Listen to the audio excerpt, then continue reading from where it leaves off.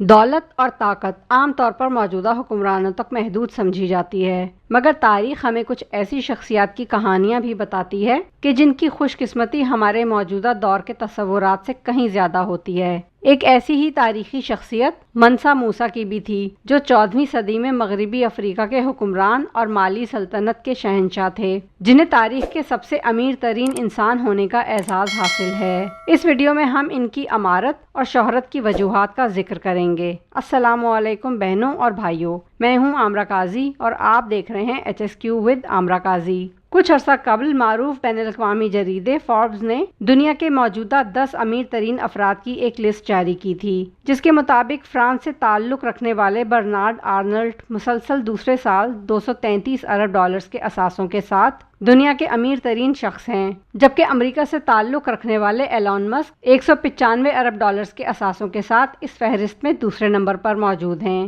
جبکہ Jeff Bezos 194 ارب dollars کے اثاثوں کے ساتھ دنیا کے امیر ترین افراد کی اس لسٹ میں تیسرے نمبر پر ہیں۔ لیکن اگر ہم تاریخ کا بغور جائزہ لیں تو ہمیں گزرے وقتوں میں ایسے افراد بھی ملتے ہیں کہ جو دور جدید کے ان ارب پتیوں کے مقابلے میں کہیں زیادہ دولت مند تھے۔ مثال کے طور پر لیبیا کے مرحوم صدر معمر قذافی کے اقتدار کے خاتمے کے بعد ان کے اثاثے عالمی طور پر منجمد کر دیے گئے تھے، جن کی مالیت 200 بلین ڈالرز بنتی ہے۔ اسی طرح رومن سلطنت کے مارکوس لیکونسس کراسس کے اثاثوں کی مالیت آج کے مطابق 201 ملین ڈالر بنتی ہے۔ مگر آپ ایک حقیقت جان کر حیرت زدہ رہ جائیں گے کہ موجودہ دور کے ان ارب پتیوں کے مقابلے پر تاریخ میں ایک ایسے مسلم حکمران کا نام بھی ملتا ہے کہ جس کی دولت کا اندازہ موجودہ اور سابقہ ادوار کے اشخاص سے کئی گنا زیادہ بتایا جاتا ہے۔ تاریخ کے اس امیر ترین شخص کا اصل نام موسیٰ کیٹا اول تھا، مگر اپنی تخت نشینے کے بعد یہ منسا موسیٰ کہلائے۔ دراصل یہ لفظ منسا مقامی زبان میں بادشاہ کے لیے استعمال ہوتا تھا۔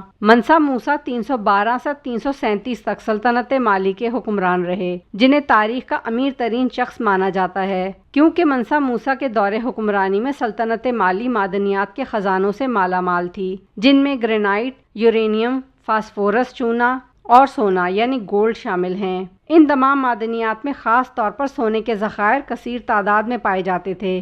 اس کا اندازہ آپ اس بات سے لگائیں کہ 14ویں صدی کے آغاز میں سلطنت مالی دنیا میں سونے کی کل ترسیل کے نصف کی مالک تھی۔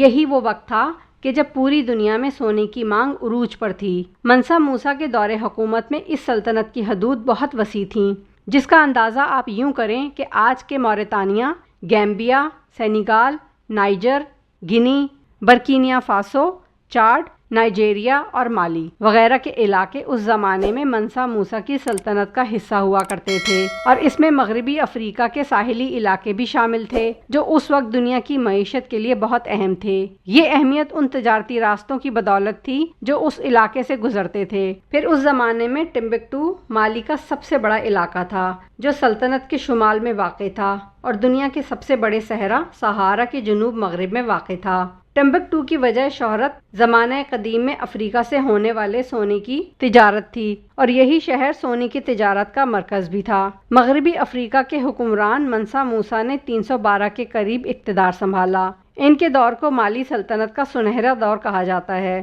منسا موسیٰ مالی سلطنت کے پہلے حقیقی معتقد مسلم حکمرانوں میں سے ایک تھے۔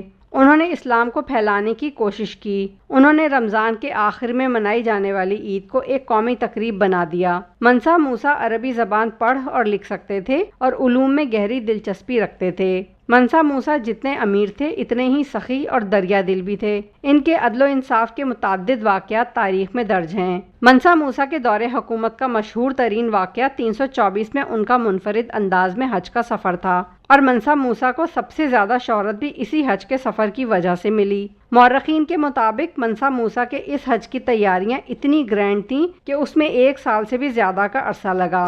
سونے کی تاروں سے سجے شاہی خیمے بنائے گئے، اہل خانہ کے لیے سفری محل بنایا گیا۔ منسا موسیٰ کے ذہین ترین درباریوں نے ہزاروں خیموں پر مشتمل ایک بے مثال چلتا پھرتا شہر بنا ڈالا۔ یہ سفر اس قدر پرشکوہ تھا کہ اس کی وجہ سے منسا موسیٰ کی شہرت نہ صرف اسلامی دنیا کے ایک بڑے حصے میں پھیل گئی، بلکہ تاجروں کے ذریعے یورپ تک اس کے نام کے چرچے چرچے ہونے لگے۔ اس دور میں لکھی گئی تحریروں میں ایک بہت بڑے کارواں کا ذکر ملتا ہے کہ جس میں ہزاروں سپاہی، خادم اور عوام شامل تھے، جن کے ساتھ بہت سے اونٹ اور سونے سے لدے گھوڑے بھی تھے۔ منسا موسیٰ کا قاہرہ سے گزرنا بھی خبروں میں رہا، کیونکہ ان کے شاہانہ اخراجات اور خیراتی سرگرمیوں نے مقامی معیشت پر زبردست اثر ڈالا۔ ابن خلدون اپنی کتاب میں رقم تراز ہیں کہ منسا موسیٰ کے قافلے میں اتنے زیادہ لوگ تھے کہ ان کا شمار مشکل تھا۔ در حقیقت منسا موسیٰ کے قافلے میں 60,000 افراد شامل تھے، جن میں سے 12,000 تو صرف اس کے غلام تھے، جنہوں نے 4 پاؤنڈ سونا اٹھا رکھا تھا۔ منسا موسیٰ جس گھوڑے پر سوار تھے اس کے لیے سونے کی خصوصی لگامیں تیار کی گئی تھیں۔ اسی طرح منسا موسیٰ کے آگے 500 افراد کا دستہ تھا، جنہوں نے خوبصورت ریشمی لباس زیب تن کیا ہوا تھا اور ہر ایک کے ہاتھ میں سونے کی ایک ایک چھڑی تھی۔ اس کے ساتھ ساتھ قافلے میں 80 اونٹوں کا ایک کارواں بھی تھا، جس کے ہر اونٹ پر 136 کلو سونا لدا ہوا تھا۔ دراصل سلطنت مالی دنیا میں موجود آدھے سونے کی مالک تھی اور ان سب کا مالک منسا موسیٰ تھا۔ ایک اندازے کے مطابق منسا موسیٰ نے 125 ٹن سونا راہ خدا میں خرچ کیا تھا۔ اس سفر کے دوران یہ جہاں سے گزرتا غربا کی مدد کرتا، ہر جمعے کو وہاں ایک مسجد تعمیر کراتا اور وہاں کے حاکم اور تاجروں کو ملتا اور انہیں سونے سے مالا مال کر دیتا۔ مورخین کہتے ہیں کہ قاہرہ اور مدینہ کے لوگوں نے اتنا سونا شاید خواب میں بھی نہ دیکھا ہوگا جتنا منسا موسیٰ اپنے ساتھ سفر میں لایا تھا۔ منسا موسیٰ اس سفر کے دوران مختلف راستوں کے بادشاہوں سے ملاقاتیں بھی کرتا ہوا جاتا۔ مصر کے مملوک سلطان اور النصر محمد سے اس کی ملاقات تاریخ کے اوراق میں آج بھی زندہ ہے۔ ابن خلدون کہتے ہیں النصر محمد جیسا بادشاہ منسا موسیٰ کے جاہ و جلال اور دولت کو دیکھ کر ششدر رہ گیا۔ اس سفر کے دوران اس نے اس کثرت سے سونا خرچ کیا اور غریبوں کو اتنے عطیات دیے کہ مصر میں سونے کی قیمتیں آنے والے کئی سالوں تک گراوٹ کا شکار رہیں اور علاقے میں افراط زر کی سی کیفیت پیدا ہو گئی۔ منسا موسیٰ نے مناسک حج سے واپسی کے سفر پر اپنے دربار میں اس صورتحال کا ذکر کرتے ہوئے کہا کہ میں ان علاقوں کی معیشت کو بہتر کرنا چاہتا ہوں، کیونکہ میرا ارادہ تو نادار لوگوں کی مدد کرنا تھا، مگر میرے اس عمل سے ان علاقوں کے لوگ معاشی عدم استحکام کا شکار ہو رہے ہیں۔